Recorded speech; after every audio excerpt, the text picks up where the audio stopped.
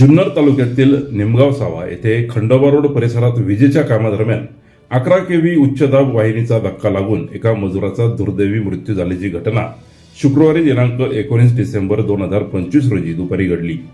या घटनेबाबत नारायणगाव पोलीस स्टेशनमध्ये नोंद करण्यात आलेली आहे।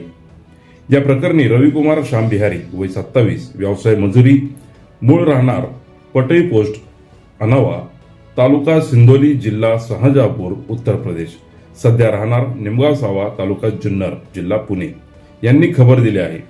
मयताचे नाव रघुवीर जगदीश वय 43 वर्ष राहणार शंभूपूर पटई पटावा पोस्ट अनावा तालुका सिंदोली जिल्हा शहाजहांपूर उत्तर प्रदेश असे आहे।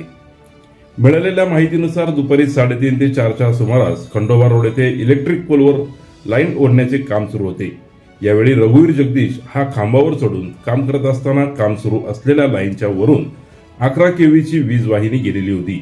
काम करत असताना रघुवीर यांचा उजवा हात अचानक वरील लाईनला लागल्याने त्यांना जोराचा विद्युत धक्का बसला, त्यामुळे ते खांबावरील लाईनला अडकून राहिले।